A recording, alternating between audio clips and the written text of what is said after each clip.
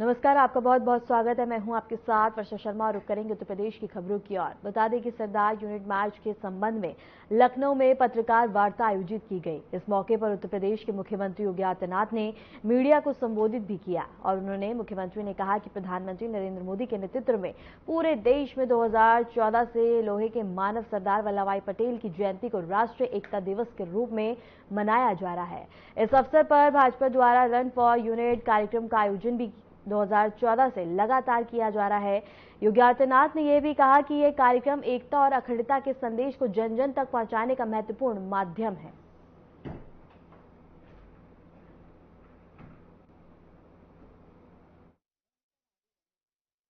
प्रधानमंत्री मोदी जी के नेतृत्व में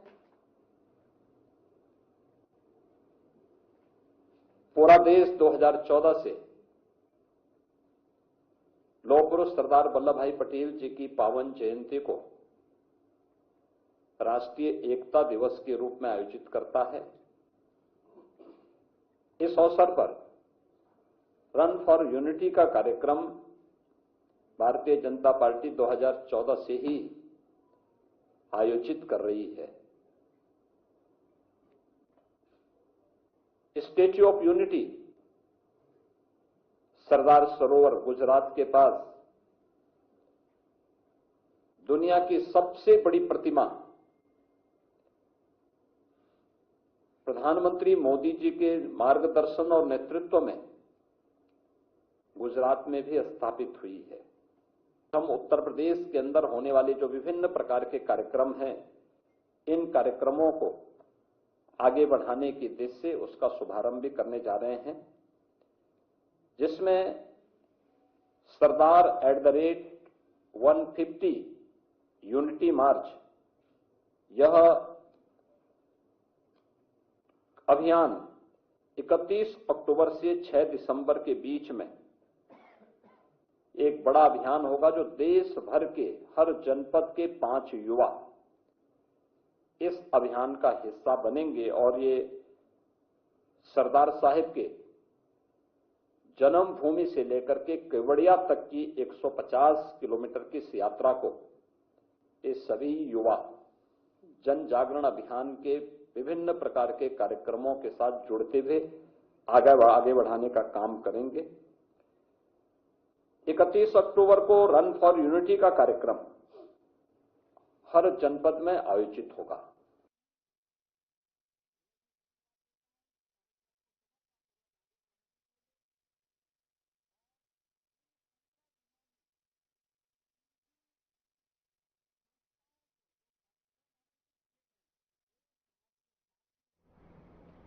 समाजवादी पार्टी के अध्यक्ष अखिलेश यादव ने डॉक्टर राम मनोहर लोहिया की जयंती के अवसर पर लोहिया पार्क का दौरा किया और उन्हें श्रद्धांजलि अर्पित की।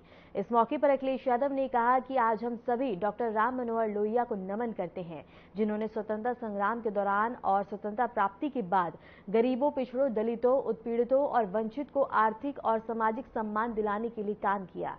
उन्होंने अपने जीवन को अन्याय और शोषण के खिलाफ लड़ाई को समर्पित कर दिया।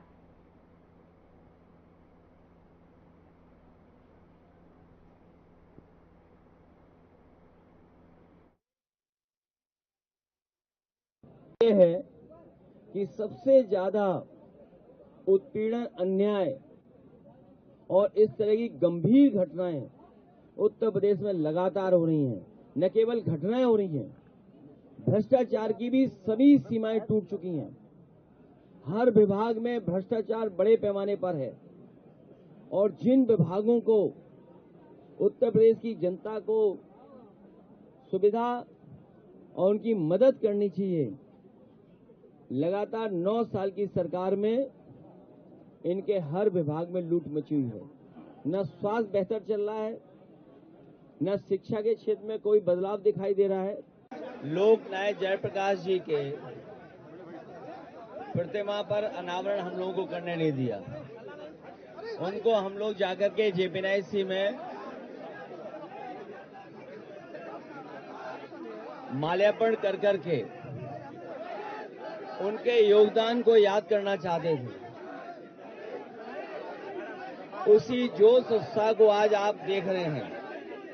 आज हम सब लोग डॉक्टर राम मनोहर लोहिया को नमन करते हैं कि जिन्होंने देश की आज़ादी में और देश की आज़ादी के बाद देश को किस रास्ते पर ले जा करके गरीब, पिछड़े, दलित, शोषित, वंचित लोगों को उनको आर्थिक और सामाजिक सम्मान कैसे दिया जाए।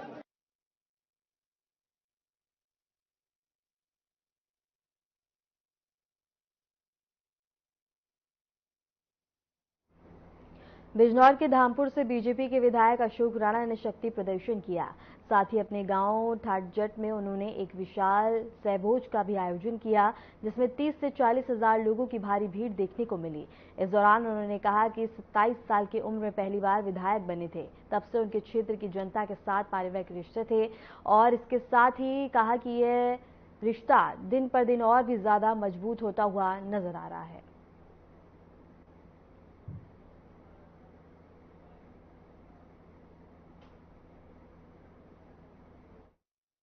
2007 में धामपुर से विधायक बना। अब परसिमन के बाद बहुत सारा हिस्सा नूरपुर का चांदपुर में चला गया, पर अपना मिलना जुलना, शादी ब्याह, मरण जीने में आना जाना मिलना सबसे लगा रहता है। इसी तरह से नेटवर्क विधानसभा अलग बनी, जो धामपुर का पूरा हिस्सा था, तो वहाँ के लोगों से भी मेरा संबंध बरकरार रहता है। जहाँ एक बार संबंध हो जाए, मैं उनको चाहता हूँ कि वो चलते रहें। और जहाँ तक संबंध भी मेरे पारिवारिक और व्यक्तिगत ही रहते हैं कि हर एक के जीने मरने में, कि मेरे सुख दुख में वो मेरे बीच में खड़े हों, उनके सुख दुख में मैं जाकर खड़ा हो सकूं।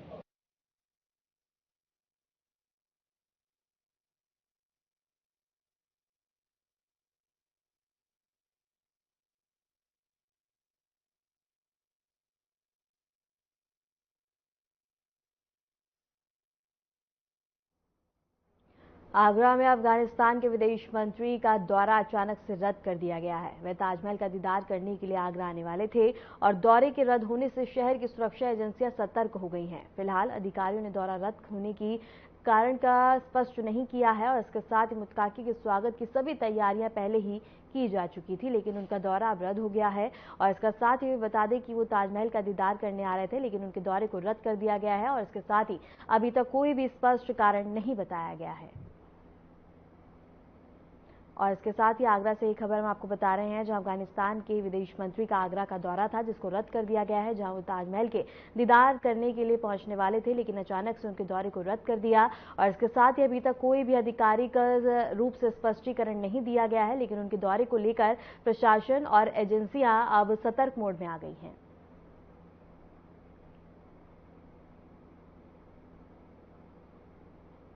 खबर प्रयागराज से है, जहां उत्तर प्रदेश लोक सेवा आयोग द्वारा आयोजित पीसीएस परीक्षा 2025 के लिए अभ्यर्थी रविवार को प्रयागराज के विभिन्न परीक्षा केंद्रों पर पहुंचे। परीक्षा को शांतिपूर्ण और सुव्यवस्थित ढंग से संपन्न कराने के लिए प्रशासन ने व्यापक तैयारियां की हैं। अभ्यर्थियों में परीक्षा को लेकर उत्साह और आत्मविश्वास देखा गया है।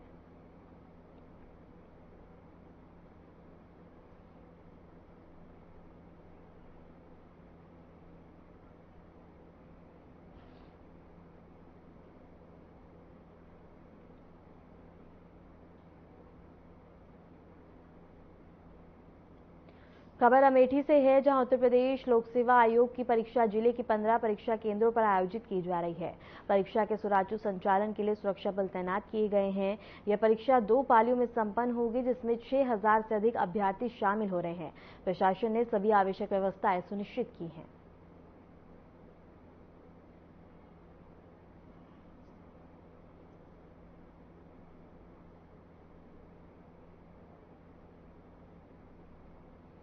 यूपीपीसीएस की परीक्षा मुजफ्फरनगर में कड़ी सुरक्षा व्यवस्था के बीच संपन्न हो रही है। जिले में कुल 22 परीक्षा केंद्रों पर आयोजित इस परीक्षा में बता दें कि अभ्यर्थी शामिल हो रहे हैं।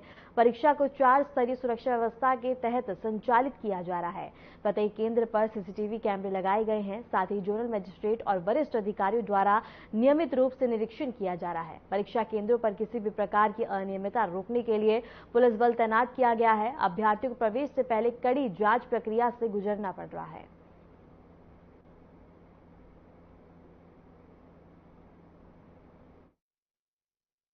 जनपद में आज 22 सेंटरों पे पीसीएस की परीक्षा हो रही है।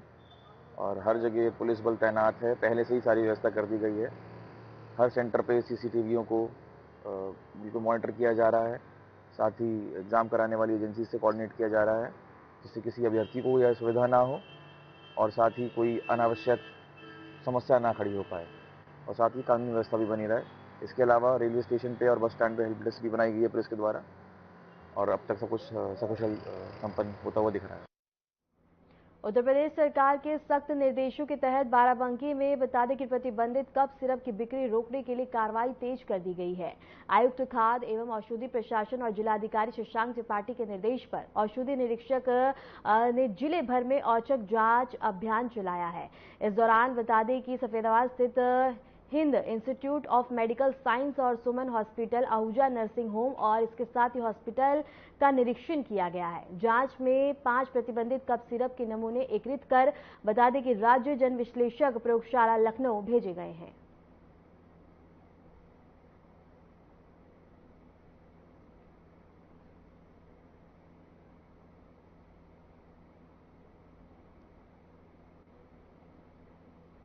मिर्जापुर के लालगंज थाना क्षेत्र में पुलिस ने छापा मारकर 5 लोगों को गिरफ्तार किया है। सूचना के अनुसार वसई के पहाड़ी पर पिछले 4 वर्षों से शैतानी ताकतों से मुक्ति के नाम पर सभा का आयोजन होता रहा। स्थानीय लोगों पर धर्म परिवर्तन कराने का गंभीर आरोप लगाया और गिरफ्तार व्यक्तियों से थाने में पूछताछ जारी है। पुलिस पूरे मामले की जांच पड़ताल गहनता से कर रही है।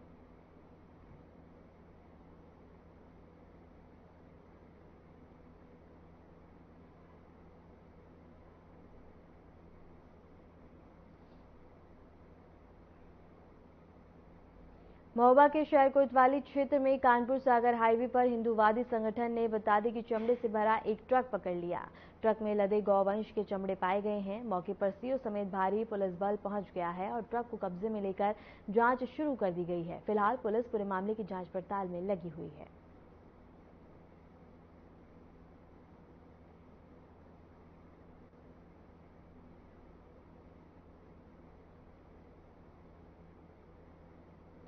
चौबन थाना क्षेत्र के प्रीतनगर ट्रांसपोर्ट के पास शक्तिनगर से वाराणसी जा रही बता दें कि अनियंत्रित होकर डिवाइडर से टकरा गई।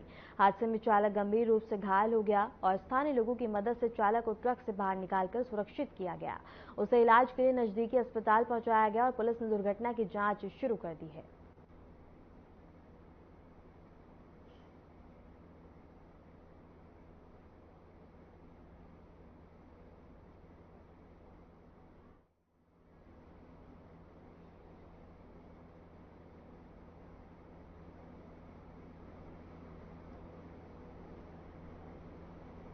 खबर हापुड़ से है, जहां अजगर निकलने से हड़कंप मच गया। बता दें कि मामले की सूचना मिलते ही मौके पर वन विभाग की टीम पहुंची है, जिसके बाद अजगर को रेस्क्यू कर सुरक्षित जंगल में छोड़ा गया। हापुड़ से खबर हम आपको बता रहे हैं, जहां अचानक से अजगर निकलने से हड़कंप मच गया। वन विभाग की टीम ने रेस्क्यू शुरू किया है और रेस्क्यू कर उसे सुरक्षित जंगल में छोड़ा गया है और अचानक से अजगर दिखने के बाद आसपास के लोगों में अफरा तफरी का माहौल पैदा हो गया। लेकिन सूचना मिलते ही वन विभाग की टीम मौके पर पहुंची और अजगर को बता दें कि सुरक्षित जंगल में छोड़ दिया गया है।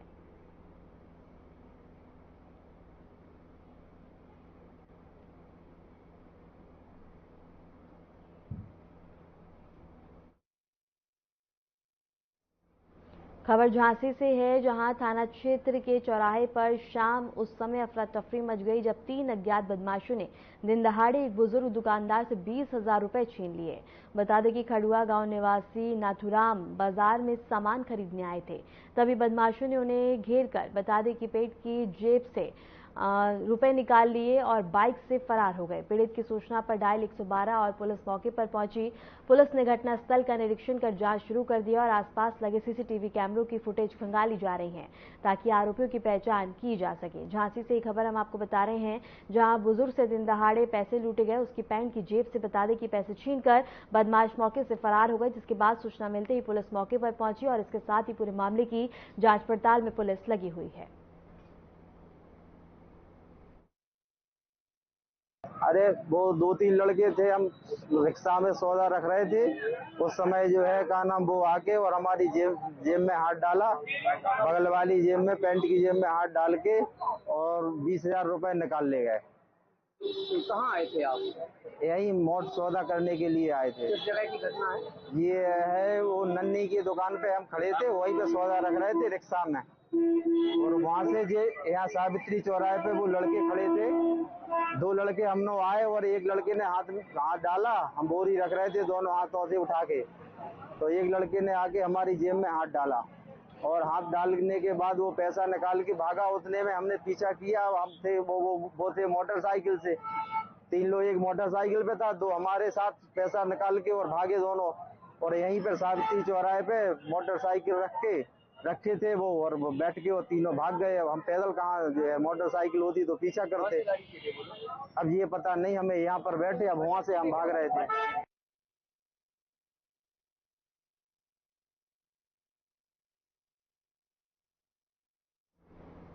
अलीगढ़ जनपद के थाना महुआ खेड़ा क्षेत्र स्थित धनीपुर गल्ला मंडी में 2 पक्षों के बीच आपसी विवाद ने हिंसक रूप ले लिया। झगड़ा इतना ज्यादा बढ़ गया कि बीच बचाव करने आए मंडी के महामंत्री विक्की गुप्ता पर हथियार से हमला कर दिया गया। हमलावरों ने उनके सिर पर जानलेवा वार किया और घटना की सूचना पर पहुंची पुलिस ने घायल विक्की गुप्ता को दीनदयाल अस्पताल में मेडिकल के लिए भिजवाया। वहीं झगड़ा करने वाले ही हमलावर बन गए और फिलहाल घटना के आरोपी अभी पुलिस की गिरफ्त से बाहर हैं और पुलिस मामले की जांच पड़ताल में जुटी हुई है। आरोपियों की तलाश जारी है।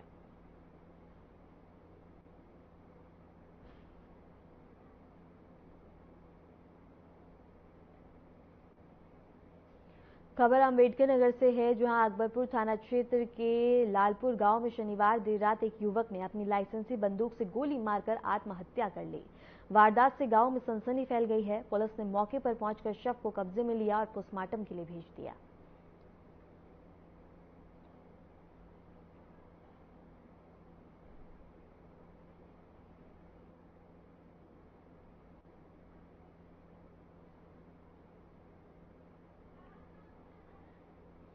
खबर आगरा से है, जहां बता दें कि सदर के नेतृत्व में पुलिस ने अवैध पटाखा भंडार की सूचना पर कार्रवाई की है। पुलिस ने मकान से भारी मात्रा में अवैध पटाखे बरामद किए हैं और उन्हें सीज कर आगे की कार्रवाई शुरू कर दी है। रिहायशी इलाकों में मानकों के विरोध भंडार पर 3 दिन में अलग अलग जगह पर कार्रवाई जारी है।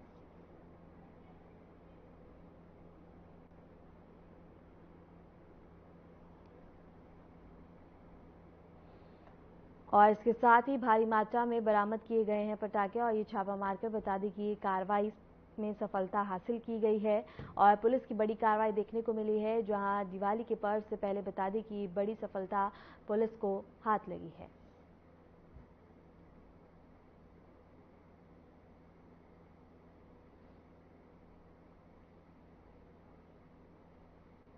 खबर बाराबंकी से है, जहां बता दें कि 2K25 पार्टी का भव्य आयोजन किया गया, जिसमें केंद्र और राज्य सरकार के निर्देशानुसार युवाओं को मंच दिया गया। छात्रों ने नृत्य, संगीत और नाटक से कार्यक्रम को यादगार बनाया। ग्रुप 14 के बता दें कि विजेता और ग्रुप 5 उप विजेता रहे हैं, और इसके साथ ही बता दें कि अरुण और मिश्र फ्रेशर अर्चिता चुने गए। कार्यक्रम का नेतृत्व डॉक्टर वीना सिंह ने किया है। वर्ष की भांति जो नए बच्चे आते हैं उनके लिए फ्रेशर पार्टी आयोजित की जाती है। 2025 में भी वैसा ही किया गया, जिसमें नए बच्चों का स्वागत किया गया। नए बच्चे पार्टिसिपेट करते हैं अंडर द गाइडेंस ऑफ जो सीनियर्स हैं उनके, सेकेंड ईयर या थर्ड ईयर ऑनवर्ड्स। इससे उनकी जो प्रतिभाएं हैं वो निखारने का प्रयास किया जाता है, वो परफॉर्मेंस देते हैं और आगे चल के वो अलग अलग क्लब का पार्ट बनते हैं और एक अलग स्किल्स लेके जो है पढ़ाई के साथ यहाँ से निकलते हैं। यहाँ पे स्टूडेंट्स, न्यू जो स्टूडेंट्स होते हैं उनके लिए उन्हीं के सीनियर के द्वारा एक कल्चरल प्रोग्राम किया जा रहा है, जिसमें कि टीचिंग से लेके हर एक्टिविटी जो होती है, मतलब टेस्ट कंपटीशन टाइप का आपस में रखते हैं कई एक, और जूनियर्स को ही इन्वॉल्व करते हैं। क्या कहेंगे जो यहाँ पर जो मतलब कार्यक्रम के जो छात्र तमाम बड़ी संख्या में लोग आए उनको? तो यहाँ पे बच्चों में बहुत ही उत्साह है और उन्होंने हर राउंड में बहुत अच्छा फर्स्ट ईयर के बच्चों ने, क्योंकि इससे सीनियर बच्चों को एक लीडरशिप की उनके अंदर क्वालिटी आती है कि आखिरकार एक ग्रुप से कैसे काम कराए, कैसे उन्हें ग्रुप में अपने साथ मिलाया जाए, सामंजस्य बैठाला जाए। तो इसके लिए ये बहुत शानदार प्रोग्राम है और ये हम करते चले आ रहे हैं। आने वाले टाइम में भी अच्छा करेंगे, हो सकता है और भी चीज़ें जोड़ें। आज जो है रोबोट जोड़ा है, आने वाले टाइम में AI और बहुत सी चीज़ें हैं। टेक्निकल राउंड्स में कुछ चीज़ें करेंगे, कल्चर में भी करेंगे। हमारे यहाँ विकसित भारत के लिए अभी क्विज हो रहा था, तो बच्चों को हमने सब उसके लिए भी उसमें तैयारी हो जाती इन सब प्रोग्राम के through. Sir, Shri Ram Swaroop university के बैनर तले ही हो रहा है और ये फ्रेशर पार्टी है। नए बच्चे जो आए हैं उनके स्वागत के लिए उनके जो सीनियर्स हैं वो एक ये ऑर्गेनाइज करते हैं और इसका नाम हमने दिया है harmony, to just make a harmony between the new entrants and their seniors. तो उसके बीच में इसीलिए इसका नाम हार्मनी है हमारे यहाँ इस इवेंट का नाम। और हर साल होता है, जब नए बच्चे आते हैं तब होता है। इस साल का इसलिए हार्मनी 2025। मैम, अगर हम पिछले साल की बात करें, पवनदीप सर आए थे, तो अब की बार कौन होस्ट कर रहे हैं? देखिए, पवनदीप जब आए थे वो हमारा एनुअल इवेंट होता है अनुभूति में आए थे। वो हमारा अब फरवरी या मार्च में प्लान होगा। उसके लिए अब जब ये खत्म हो जाएगा तब हम उसकी प्लानिंग स्टार्ट करेंगे, तभी हम कुछ बता पाएंगे कि इस बार हम किसको बुलाने। तो ये जो कार्यक्रम हो रहा है इवेंट का, इसमें क्या कौन सी बातों पे ज्यादातर फोकस किया जा रहा है? देखिए, ये तो हमारा एक तरीके से है कि नए बच्चे हमारे अपनी यूनिवर्सिटी जिसमें अब उन्होंने एडमिशन ले लिया, अब उनकी अपनी यूनिवर्सिटी है, उसको जाने और उसमें खुल के काम करें, अपनी प्रतिभाओं को पहचाने। क्योंकि बच्चे का काम केवल पढ़ना ही नहीं है, उसके अलावा उसके अगर वो इंटरव्यू देने जाता है वहाँ वो कैसे बोलता है, कैसे अपने आप को प्रेजेंट करता है, वो भी बहुत इंपॉर्टेंट होता है। तो ये जो हमारे कल्चरल इवेंट्स होते हैं इनमें बच्चे उस तरीके से खुलकर आते हैं। देखिए, पढ़ाई लिखाई के लिए भी अगर वो अपने सीनियर्स से बात करेंगे, उन्हें वहाँ से बहुत गाइडेंस मिलेगी। वो जब ही हो पाएगा जब उनके साथ वो घुलेंगे, मिलेंगे और बात करेंगे। तो फ्रेशर पार्टी हमेशा ही एक तरीके से कहिए कि एक समन्वय और समागम प्रोग्राम है जिसमें जूनियर्स और सीनियर्स एक दूसरे से मिलकर घुल मिल के काम करते हैं, इवेंट में काम करते हैं। सीनियर्स उन्हें गाइड करते हैं, फर्स्ट ईयर पार्टिसिपेट करता है। मेरा नाम अनुराग पांडे है। जब पांडे जी कैसे आनंद ले रहे हैं?